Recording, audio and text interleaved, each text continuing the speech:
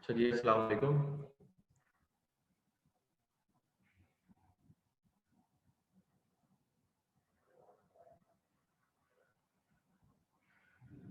आवाज आ रही है आप लोगों को?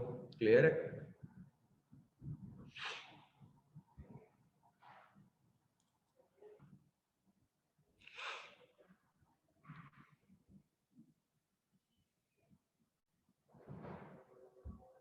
अच्छा जी, लास्ट क्लास में हम लोगों ने जो डिस्कस किया था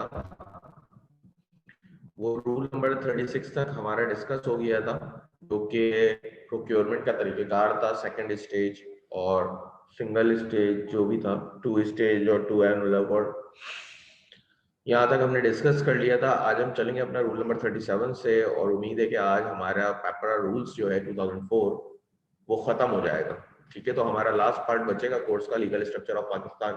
तो अप्रॉक्स 90% कोर्स जो है हमारा वो कंप्लीट हो जाएगा, और सिर्फ 10% कोर्स बचेगा, तो वो भी अगले वीक तक हमारा बिल्कुल एंड हो चुका होगा।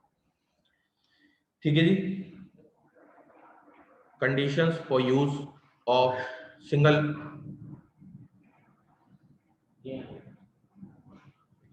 condition for use of single stage, two envelope, two stage and two stage two envelope bidding procedure. अब उसकी जो कंडीशन है, जो भी आपने स्टेजेस पढ़े थे, जो भी हमने चीजें पढ़ी थी ऊपर, जो भी प्रोसीजर हमने पढ़े थे, उनकी कुछ कंडीशन है। ठीक है, उनकी कंडीशंस को हम जरा देख लेते हैं। Single stage one envelope bidding procedure shall ordinarily be the main open competitive bidding procedure used for the most of the procurement. Other appropriate procedures for open competitive bidding shall be selected in the following circumstances. अच्छा, ये वाला rule भी हो गया था।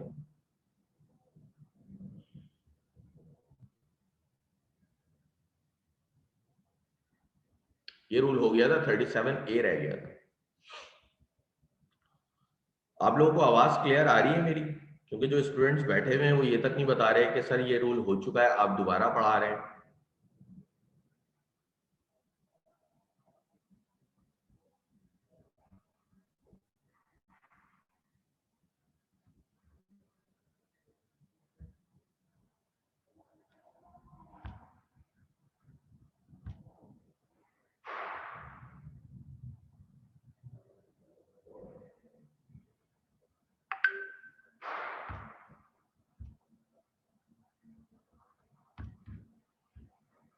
अच्छा, हमारा 37A था अनसॉलिसिटेड प्रपोजल। यहां से हमने पढ़ना स्टार्ट करना था 37A से, कि जो गैर एलानिया प्रपोजल होते हैं, जो अनसॉलिसिटेड होते हैं, विदाउट इनविटेशन होते हैं, अगर वो कोई आ जाता है तो उसका फिर क्या प्रोसीजर हमने अप्लाई करना है, या उस पर क्या कंडीशंस अप्लाई करनी है, उसको हमने देखना है। ओपन कॉम्पिटिटिव बिडिंग के प्रोसीजर्स तो वही है, या तो सिंगल एनवेलप सिंगल स्टेज होगा या टू स्टेज होगा। ठीक है, लेकिन अगर अनसॉलिसिटेड प्रपोजल आ जाता है तो उसकी क्या क्या कंडीशंस मौजूद है हमारे पास रूल्स में, हम वो देखते हैं। And unsolicited proposals received by the procuring agency from any individual or agency, private or public, consistent with the mission of the procuring agency, shall be assessed by the assessment committee consisting of at least 3 technical experts to be notified by the procuring agency. The assessment committee शैल देखिए, पहली बात तो कह रहे हैं कि अगर कोई अनसॉलिसिटेड प्रपोजल आ जाता है, ठीक है, जिसको हमने इनवाइट ना किया हो, लेकिन अगर वो हमारे मिशन से इनकंसिस्टेंट नहीं है, क्योंकि देखिए हर प्रोक्योरिंग एजेंसी का एक मिशन होता है। ठीक है, एक आपका मिशन है, ठीक है, किसी भी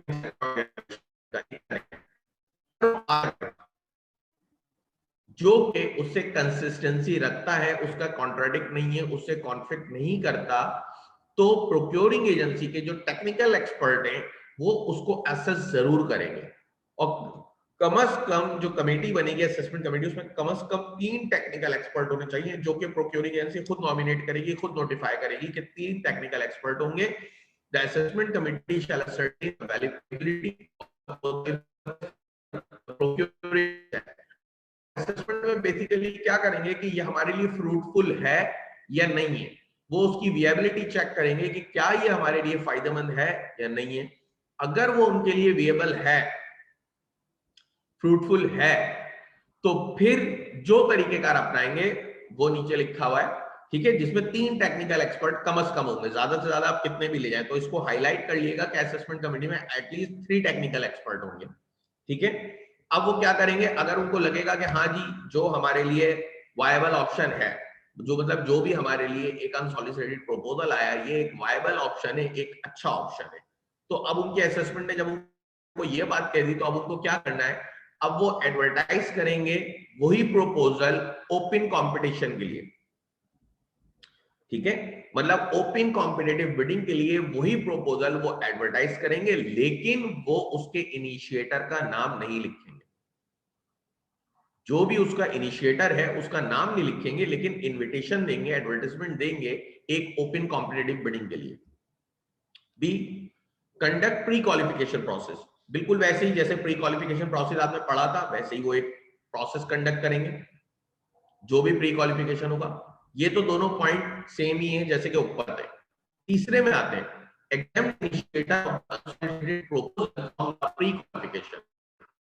अब देखिए प्री क्वालिफिकेशन से जो इनिशिएटर था, जो इसका क्रिएटर था, वो एग्जाम्प्ट है, उसको आप प्री क्वालिफिकेशन क्राइटेरिया में कंसीडर नहीं करेंगे। जैसे कि आपने ऊपर पढ़ा था प्री क्वालिफिकेशन क्राइटेरिया, उस तरह से उसको कंसीडर नहीं करेंगे, उसको वहां पे एक एग्जाम्पशन है। अब लिखा है एंड, मतलब सी और डी का दोनों का साथ होना जरूरी है। अगर यहाँ और लिखा होता तो दोनों में से कोई भी एक पॉइंट एप्लीकेबल होता, लेकिन जब वर्ड एंड आ जाता है तो इसका मतलब है उसके साथ चौथा वाला भी है, लाजमी है। Award 5% additional weightage to the project proponent in the combined evaluation of his proposal. ठीक है, अब ये कह रहे हैं कि एडिशनल, देखिए होता क्या है बेसिकली, जब भी आप प्रपोजल की असेसमेंट करते हैं या बिड की इवैल्यूएशन करते हैं तो हर किसी का एक वेटेज होता है। जैसे कि अगर आप अपने कोर्स आउटलाइन को देखें तो कोर्स आउटलाइन में भी हर टॉपिक का एक वेटेज है। ठीक है, हर एक टॉपिक का एक वेटेज है।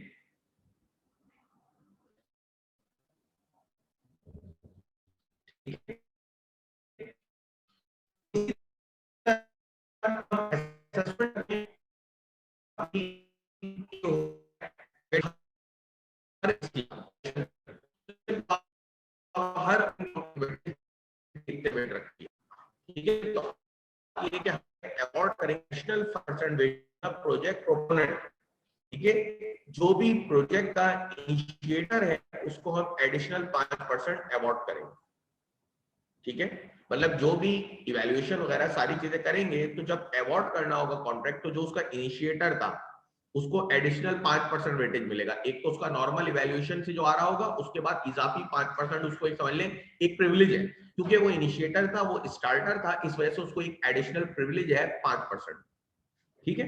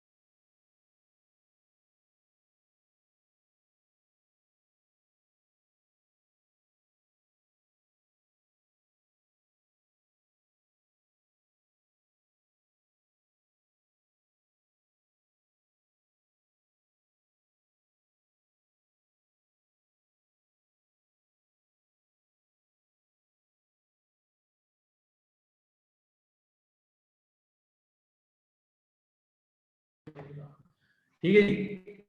तो 5% एडिशनल वेटेज अवॉर्ड किया जाता है जो प्रोपोनेंट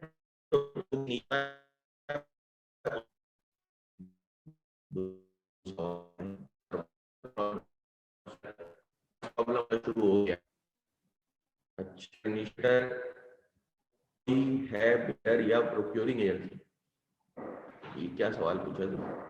कोई भी हो सकता है, देखिए इनिशिएटर लिखे हैं ऊपर, ये रहे, कोई इंडिविजुअल भी हो सकता है, कोई भी इंडिविजुअल, एजेंसी भी हो सकती है, प्राइवेट या पब्लिक कंपनी भी होती है। बातों बात ऐसा होता है ना, आपके लिए कोई भी प्रोडक्ट होता है, प्राइवेट आगे कराए तो आपकी बढ़ जाएगी, ठीक है, तो वो भी प्रपोज कर सकते हैं, वही होगा।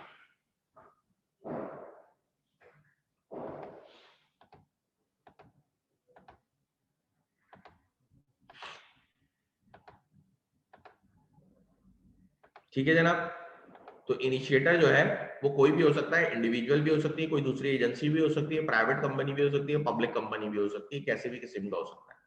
ठीक है, फॉर एग्जाम्पल मैं जाके एक प्रपोजल रख सकता हूँ सिविल एविएशन के सामने या एसएससीसी के सामने कि अगर आप ये चीज करते हैं तो आपको इतने एफिशिएंसी होगी, आपकी वर्क एफिशिएंसी बढ़ जाएगी, या कोई भी प्रोजेक्ट उनके सामने रख सकता हूँ। ठीक है, तो वो इनिशिएटर तो मैं भी हो सकता हूँ, तो कोई भी हो सकता है। तो जो भी इनिशिएटर होगा, सबसे पहले असेसमेंट होगी जो कि 3 कमेटी के मेंबर देखेंगे एटलीस्ट। उसके बाद उनको लगता है कि हाँ ये फ्रूटफुल है, वो वायबल ऑप्शन है, वो उसकी एडवर्टाइजमेंट कर देंगे जिसमें वो उसका नाम नहीं देंगे। उसके बाद वो एक प्री क्वालिफिकेशन प्रोसेस करेंगे, उस प्री क्वालिफिकेशन प्रोसेस में जो इनिशिएटर है वो एग्जामिन होगा। उसके बाद जब भी वो इवैल्यूएशन एडिशनल पार्ट्स है हमारी इवैल्यूएशन, वो प्रोपोनेंट को मिलेगा जो भी उसका इनिशिएटर था। अच्छा जी, फिर आगे चलते हैं। If no other bidder in response to the advertisement submitted the procuring award contract to the initiator of the proposal,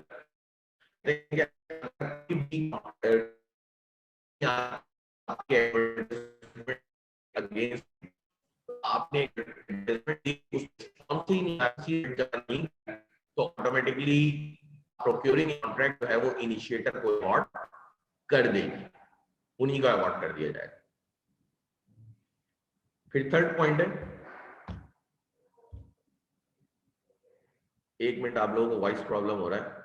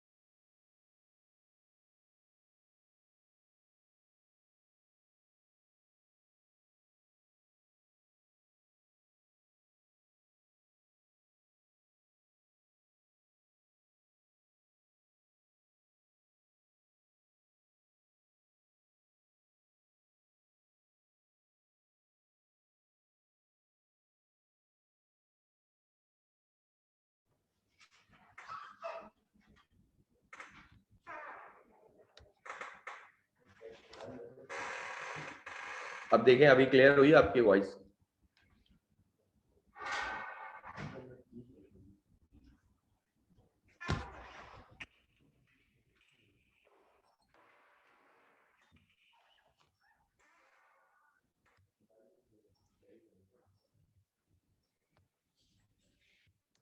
ठीक है जी,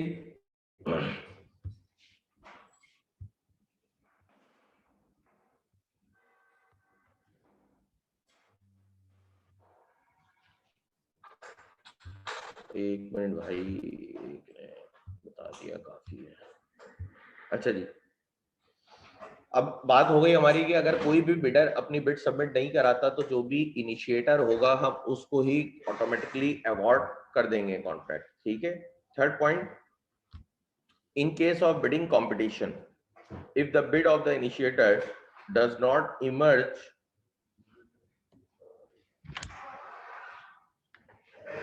does not emerge as most advantageous bid, procuring agency shall give the initiator an opportunity to make his bid at a par with the most advantageous bid. However, if the initiator does not want to accept the challenge to match the proposal, he shall be given right of refusal without forfeiture of bid security. देखिए ये बड़े काम का point है कि अगर आपने open competitive bidding कराई और ओपन कॉम्पिटिटिव बिडिंग में जो भी मोस्ट एडवांटेजियस बिडिंग थी वो इनिशिएटर की नहीं आई, वो किसी और की आ गई, ठीक है, तो अब होगा क्या कि इनिशिएटर को, क्योंकि वो इनिशिएट करने वाला था प्रोजेक्ट, तो उसको ये प्रिविलेज एक और है कि उसको एक अपॉर्चुनिटी दी जाएगी कि आप अपनी बिड को मोस्ट एडवांटेजियस बिड के बराबर ले आओ। अगर वो लाता है तो ठीक है, और अगर वो ये चैलेंज एक्सेप्ट नहीं करना चाह रहा तो उसके पास ये राइट है कि वो अपनी बिड को विड्रॉ करे और रिफ्यूज कर दे और बिड को विड्रॉ करके अपनी सिक्योरिटी वापस ले ले, ठीक है। फिर नेक्स्ट पॉइंट है आपका, the proprietary information of the initiator contained in the proposal shall remain confidential and shall not be disclosed to any interested bidder, कि जो भी इनिशिएटर की इंफॉर्मेशन थी वो तमाम की तमाम जो है वो कॉन्फिडेंट रखी जाएगी, कॉन्फिडेंशियल रखी जाएगी, और कोई भी जो है वो इंटरेस्टेड बिडर को डिस्क्लोज नहीं की जाएगी। मतलब किसी भी बिडर को उसका नाम वगैरह कोई भी चीज जो भी उसकी इंफॉर्मेशन है, अगर वो कोई कंपनी है तो कंपनी का नाम होगा, इंडिविजुअल है तो इंडिविजुअल की नाम और इंफॉर्मेशन होंगे, पर्टिकुलर्स होंगे, वो किसी को भी डिस्क्लोज नहीं किए जाएंगे जो भी इंटरेस्टेड बिडर होगा।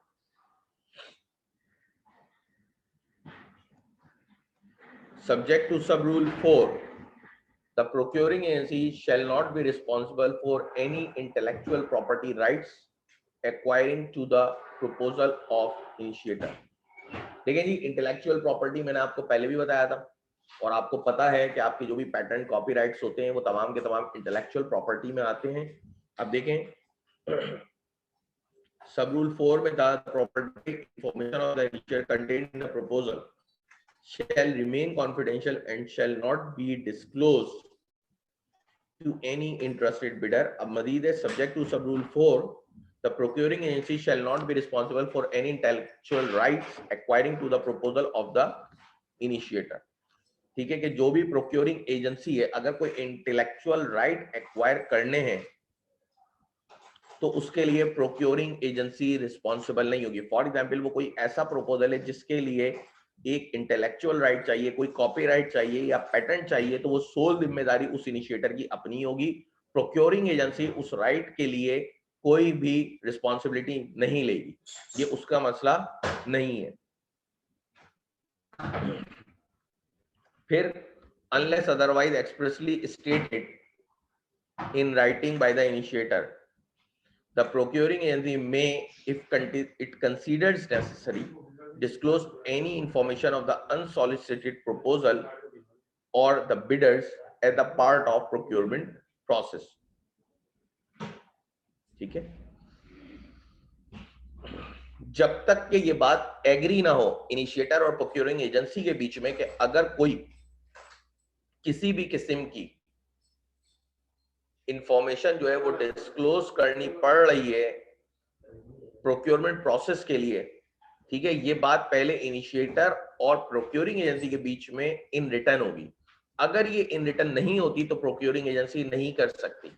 लेकिन अगर प्रोक्योरिंग एजेंसी के साथ पहले ही ये तय पा गया इनिशिएटर का कि अगर जरूरत पड़ी तो हम आपकी कुछ इंफॉर्मेशन जो है वो डिस्क्लोज कर सकते हैं बिडिंग प्रोसेस के दौरान, तो फिर तो ये नहीं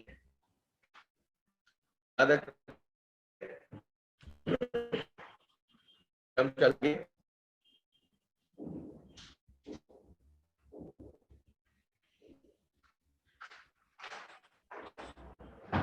कोई सवाल है तो पूछ लें यहाँ तक।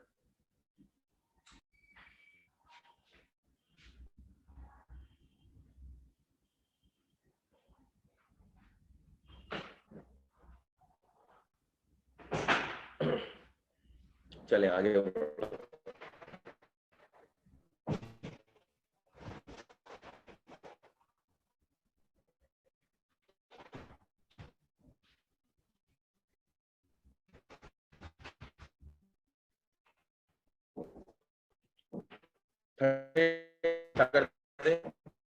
अगर नया चैप्टर ऑफ प्रोक्योरमेंट कॉन्ट्रैक्ट, ठीक है, जब किस तरह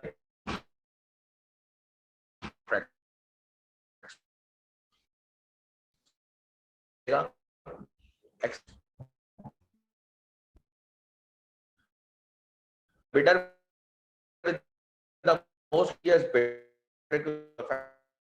will be awarded within the original. अगर किसी और जो आपसे जो क्राइटेरिया होगी बिड होगी उसको हम ट्रैक कर देंगे।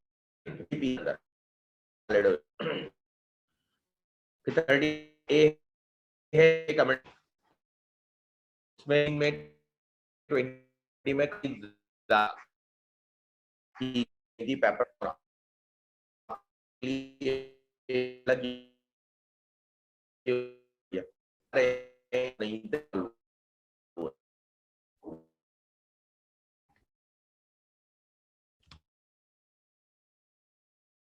डिस्काउंट में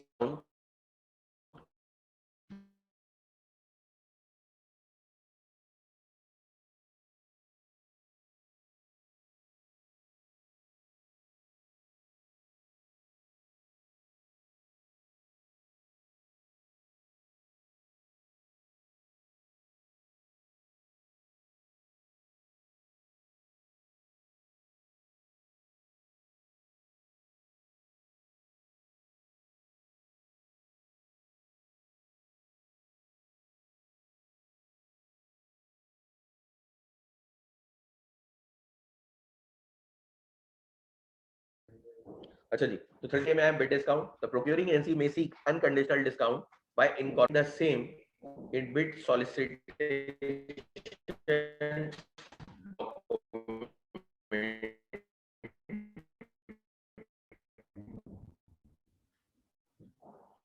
The bidder may offer unconditional discount in percentage of their quoted price or bids before opening of the financial proposal. The discounted bid price shall be considered as original bid for evaluation being an integral part of the bid. No offer of discount shall be considered after the bids are opened. लेकिन ये पहली बात वो कह रहे हैं कि जो भी प्रोक्योरिंग एजेंसी है वो डिस्काउंट आपसे सीख कर सकती है और जो भी बिडर हैं जो बिड सबमिट कर रहे हैं वो भी डिस्काउंट को बता सकते हैं। एक तो वो बिड है जो उन्होंने ओरिजिनली सबमिट करा है, लेकिन उसके बाद वो डिस्काउंट ऑफर भी कर सकते हैं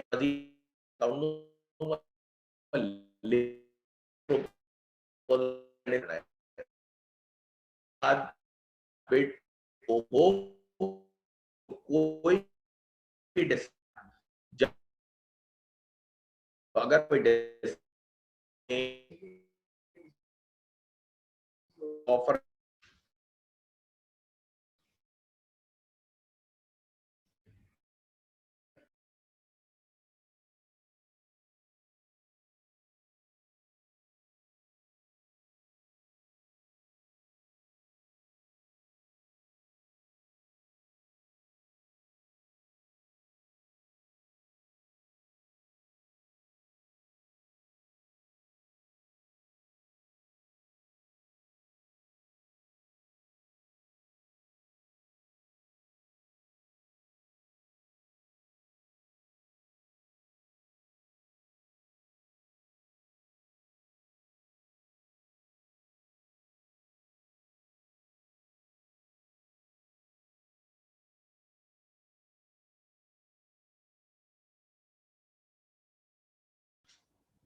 अच्छा जी, अभी बताएं अब नेट सही चल रहा है, आवाज आ रही है?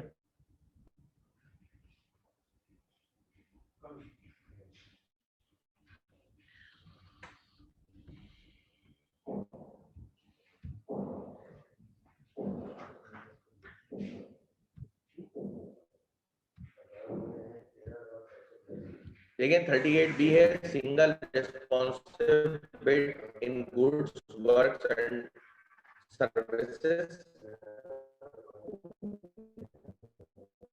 The procuring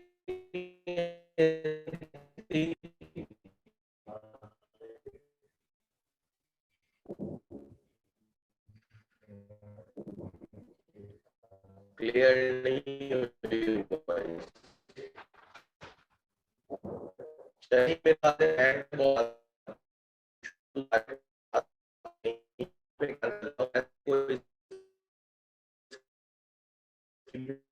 एक्स्ट्रा हमारी क्लास हो रहा है।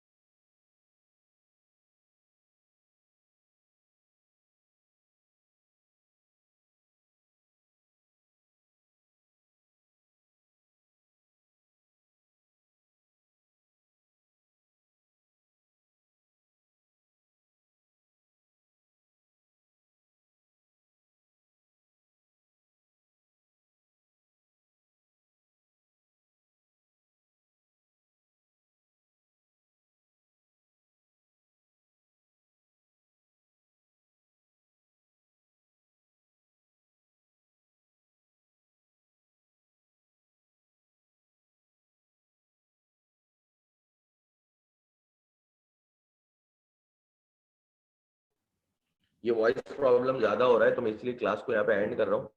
मैं संडे को जो है फिर वो एक्स्ट्रा क्लास रख लूंगा। यहीं तक फिर हम रखते हैं 37 तक।